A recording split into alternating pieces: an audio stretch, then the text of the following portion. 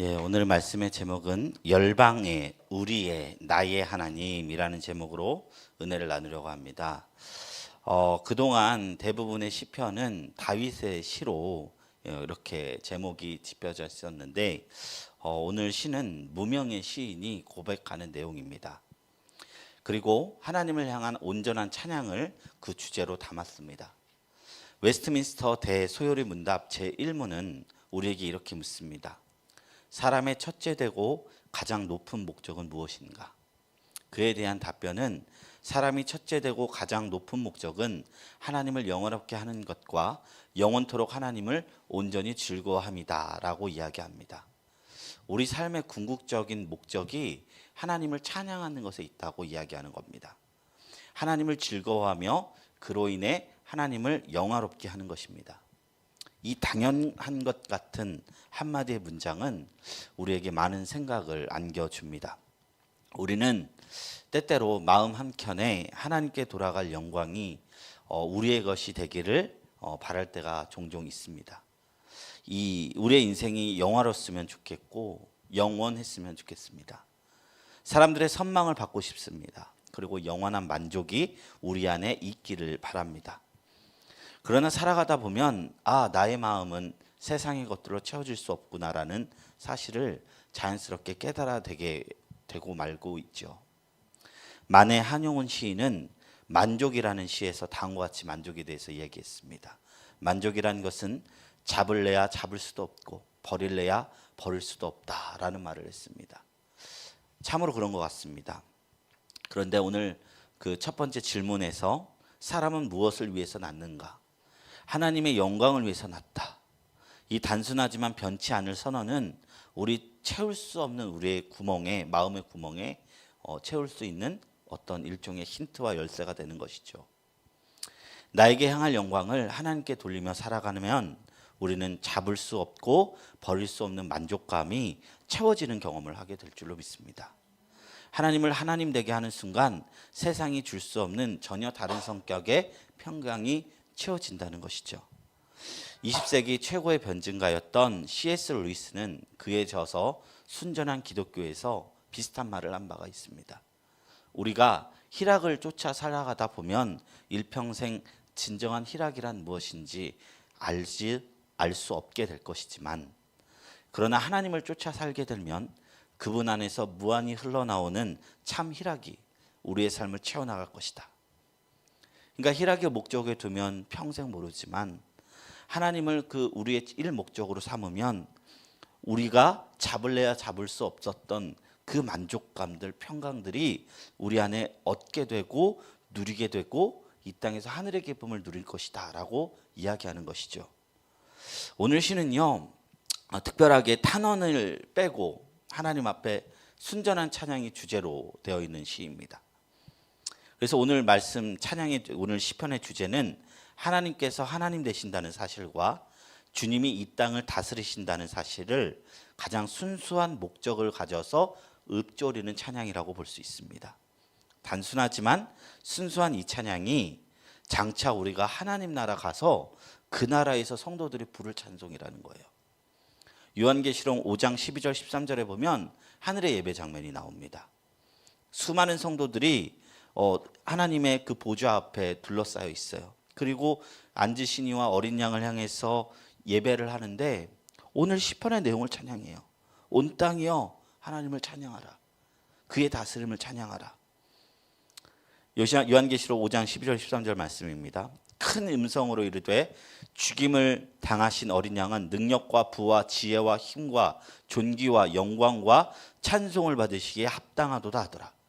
내가 또 들으니 하늘 위에와 땅 위에와 땅 아래와 바다 위에와 또 그 가운데 모든 피조물이 이르되 보좌에 앉으신 이와 어린 양에게 찬송과 존귀와 영광과 권능을 세세토록 돌릴지어다 하니.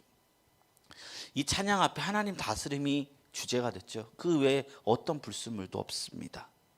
우리가 이 땅에 살면서 이런 순수한 성격의 찬양을 드릴 수 있다면 얼마나 좋겠습니까? 우리는 이 땅을 살아가면서 때로 고통과 어려움 속에서 도저히 찬양이 나오지 않는 경험을 하곤 합니다. 그 속에서도 우리가 순수하게 이 모든 상황을 다 내려놓고 주님은 찬양받기 합당하신 분이라며 그분의 다스림 그리고 하나님의 하나님 되심을 찬양하는 성도가 된다면 우리는 천국에서 부를 찬양을 미리 찬양하는 것이죠. 우리가 이 땅에서 중학교 때 배웠고 초등학교 때만 해도 이 아이가 정말 천재다 싶지 않습니까? 근데 우리가 천국에서 누릴 그 기쁨을 이 땅에서 누리는 것, 그 비결은 천국처럼 이 땅을 살아가는 것입니다.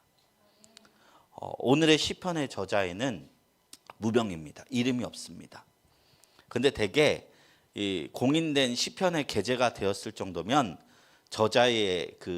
저자는 대부분 왕족이거나 찬양에 익숙한 전문가들일 가능성이 높습니다.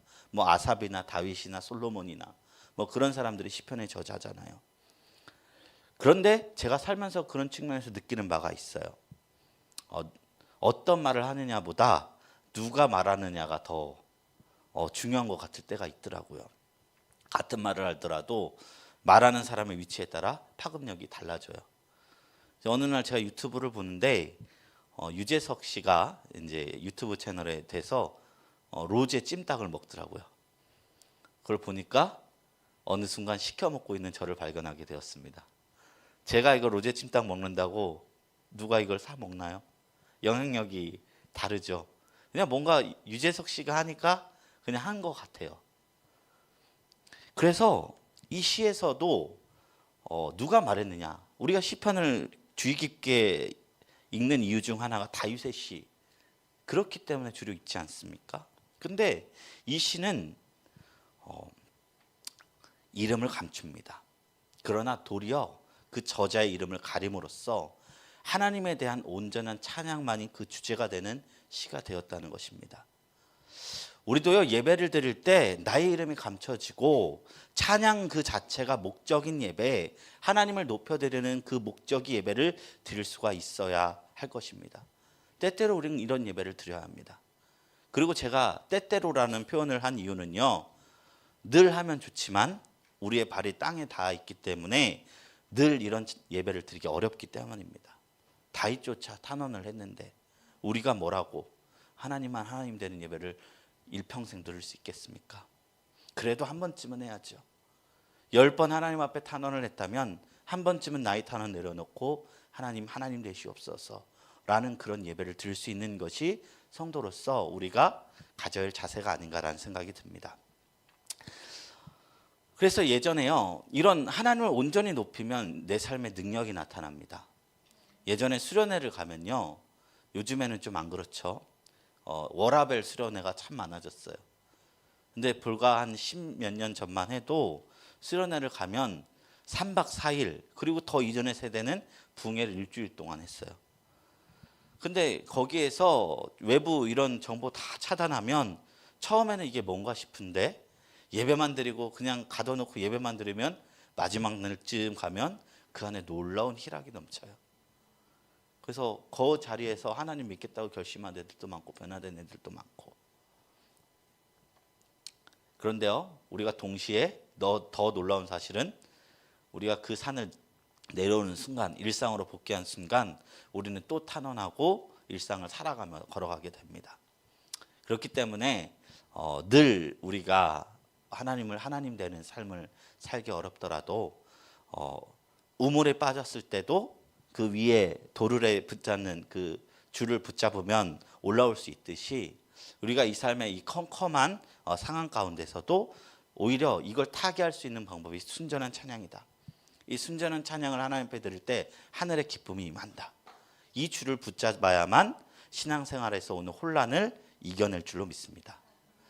오늘 시편 1절에서 4절은 우리에게 이렇게 말합니다. 온 땅이여 하나님께 즐거운 소리를 낼지어다.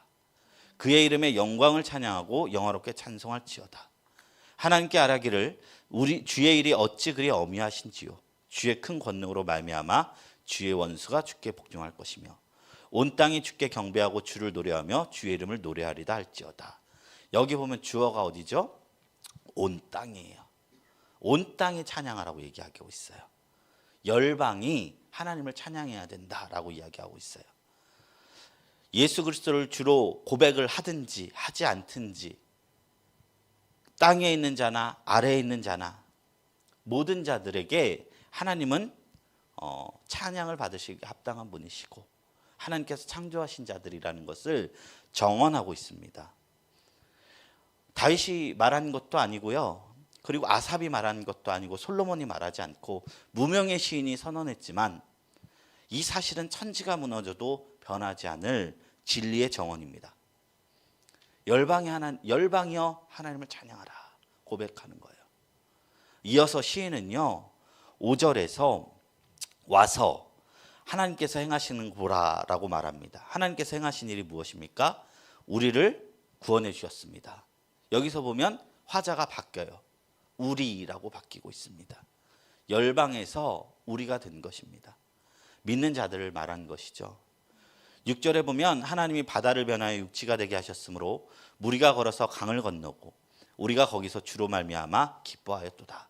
아마도 출애굽 당시에 홍해를 건넌 사건을 이야기하는 것 같습니다. 이것은 하나님께서 이들을 해방시켜 주신 사건이고 자신의 백성으로 삼아 주신 구원의 사건을 이야기하고 있습니다. 그러니까 시편 기자는 지금 온 땅에 있는 모든 자들에게 하나님을 찬양하라. 그리고 그 가운데 구원하신 우리를 보라. 하나님은 구원자시다라는 것을 이야기하고 있는 것입니다. 하나님은 통치자로서 세상 모든 민족들을 보고 계십니다. 그리고 그 가운데 우리를 구별하셔서 자신의 백성으로 삼아주셨습니다. 7절 말씀입니다. 그가 그의 능력으로 영원히 다스리시며 그의 눈으로 나라들을 살피시나니 거역하는 자들은 교만하지 말지어다. 우리를 구원하신 그 하나님은요 지금도 세상 모든 것을 다스리시며 살피고 계십니다. 주님은 모든 것을 다 보시고 아무것도 놓치지 않고 계십니다. 그 능력에서 누구도 벗어날 수 없다는 말을 하고 있어요. 그래서 시편 139편 7편에서 10절은 이렇게 고백합니다. 내가 주의 영을 떠나 어디로 가며 주의 앞에서 어디로 피하리이까? 내가 하늘에 올라갈지라도 거기 계시며 스올에 내 자리를 펼지라도 거기 계시니이다. 내가 새벽 날개를 치며 바다 끝에 가서 거주할지라도 거기서도 주의 손이 나를 인도하시며 주의 오른손이 나를 붙드시리이다. 하나님은 여전히 그의 능력으로 모든 자들을 다 살피고 계신다는 것입니다. 내가 하는 말 한마디도 알고 계시고 내가 하는 행동 하나 그 중심의 동기 다 알고 계신다는 것입니다. 아무도 이것에 피할 자가 없고 숨을 자가 없습니다. 그 주님을 기억하며 살아가는 삶, 그것이 성도로서 우리가 해야 할 삶임을 오늘 시편 말씀은 우리에게 가르쳐주고 있습니다. 그리고 계속해서 이어지는 주어가 있습니다. 8절에서 12절부터 13절부터 20절인데 8절부터 12절까지는 다시 우리가 주어입니다. 그리고 13절부터 20절은 내가, 나의 하나님이라고 주어가 바뀌어요. 그러니까 이 구조가 보이시죠? 열방에서 우리로, 우리에서 나로 이렇게 고백이 좁혀지고 있는 구조를 갖고 있는 거예요. 8절에서 12절에 보면 하나님은 우리 영혼을 살려주시고 우리의 실족함을 허락하시지 아니하시는 주시로다. 우리를 시험하시되 우리를 단련하고 11절 12절 마찬가지로 우리 머리를 이렇게 이야기합니다. 그러나 13절에서 20절은 내가 주어입니다. 내가 번제물을 가지고 내 입술이 내가 나의 마음에 주어가 우리에서 나로 바뀐다는 것입니다. 열방에서 시작해서 그 열방의 하나님이 우리의 하나님이 되시고 우리의 하나님이 내가 됩니다. 흔히 목회를 하다 보면요 선배님들이 하시는 말씀 조언 중에 가장 제가 많이 들었던 게 뭐냐면 이런 말씀 하셨어요. 사람들이 적었을 때는 한 사람 한 사람 어떻게 살고 있는지 그냥 알겠는데 딱 200명이 넘어가는 순간 300명 정도 되는 순간 내가 관리자가 돼 있더라. 매니지먼트 하고 있더라. 집중하고 싶어도 안 되더라. 이게 처음에는 내가 영혼에 대한 관심이 없어서 그런 줄 알았는데 더 깊게 살펴보니까 내가 능력이 안 되는 거더라. 200명 300명 넘어가는 순간 하나하나가 집중하면 일이 안 되니까 덩어리로 본다는 거예요. 이 시편에서는요 하나님이요 온 열방을 다스리는데도 불구하고 민족 가운데서 모든 사람을 다스리는데도 불구하고 개인을 절대 포기하지 않으십니다. 오히려 이 시인이 무명임이 감사할 정도입니다. 이 무명의 시인의 고백, 우리는 그 시인이 누구인지 어떤 삶을 사는지 알 수 없지만 하나님은 그 헤아릴 수 없는 지혜로 머리털 한 털어까지 세심받는 그 세심함으로 그를 돌보아 주었기에 그는 이토록 위대한 신앙 고백을 하고, 그가 다윗이 아님에도 솔로몬이 아님에도 이것이 성경에 대해서 우리의 신앙에 위대한 영감을 주고 있는 것입니다. 우리는 공동체 속에서도 하나님을 발견할 수 있습니다. 그러나 동시에 가장 은밀한 곳에서도 하나님을 경험할 수 있습니다. 주님께서 가르쳐 주신 기도, 주기도문을 보시면 거기는 모두 우리로 하는 기도예요. 죄도 내 죄 사해 달라는 게 아니에요. 우리 죄를 사해 달라. 음식도 나에게 일용할 음식을 주지 말라가 아닙니다. 우리에게 일용할 양식을 허락해 주십시오. 주님께서는 우리를 강조하신 것입니다. 우리를 말씀하셨습니다. 성경의 대부분의 이제 갈라디아서, 로마서 이런 거 보면 개인으로 적용할 때가 많은데 실제적으로는 교회를 향한 편지, 공동체를 향한 편지입니다. 그래서 기도할 때는 주어가 나보다는 우리가 되는 것이 좀 더 성경적입니다. 그런데요, 예수님께서는 동시에 가장 은밀한 골방 속에서 외우는 그 기도를 은밀한 중에 갚으시는 하나님께서 들어주시겠다라고도 말씀하셨습니다. 우리는 그 안에서 열방의 하나님이 나의 하나님이 되는 경험을 하게 됩니다. 우리 신앙생활은 이 두 날개로 흘러갑니다. 우리의 하나님을 통해 하나님을 만나고, 나의 하나님을 통해 하나님 만나고, 예배와 기도가 다 그런 그 줄기 가운데서, 큰 기둥 가운데서 우리가 갖고 있는 것입니다. 시편에서 가장 많이 나오는 단어가 나의 하나님입니다. 나의 하나님, 나의 하나님. 역순으로 보면 그게 얼마나 위대한 표현입니까? 원래 그게 나의 하나님이 아니라 우리의 하나님이었어요. 우리의 하나님이자 동시에 열방의 하나님이셨습니다. 더 나아가면 하나님은 우리가 없어도 존재하실 수 있는 분이십니다. 그런데도 불구하고 우리는 그 거대한 하나님을 나의 하나님이라 부르고 있습니다. 우리가 하나님을 하나님 되게 하셨으면 좋겠습니다. 오늘 시는요, 내 하나님이라고 말씀을 마무리하면서 하나님을 가장 높이 영광 돌리고 있습니다. 우리의 삶을 다스리시는 하나님, 나의 삶을 다스리시는 하나님, 열방의 주인이 되어 주시옵소서. 이런 고백을 때때로 하는 저와 여러분들이 되었으면 좋겠습니다.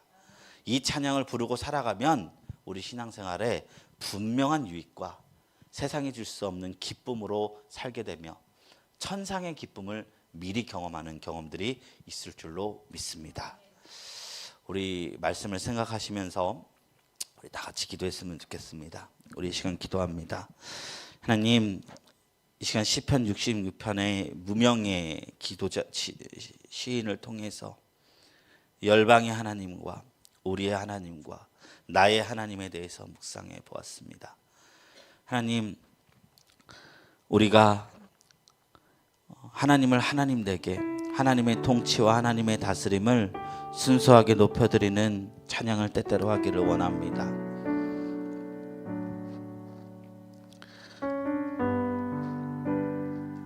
주권과 중심을 나에게 두는 것보다 하나님께 두는 예배, 하나님 앞에 모든 것을 올려드리는 예배를 드리기를 원합니다.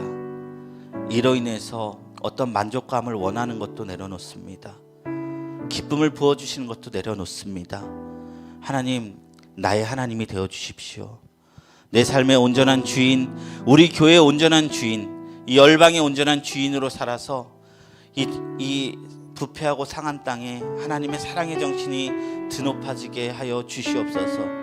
우리 하나님 앞에 이런 마음을 올려드리면서 통성으로 기도하며 나갑니다. 거룩하신 하나님 아버지, 감사합니다. 오늘도 귀한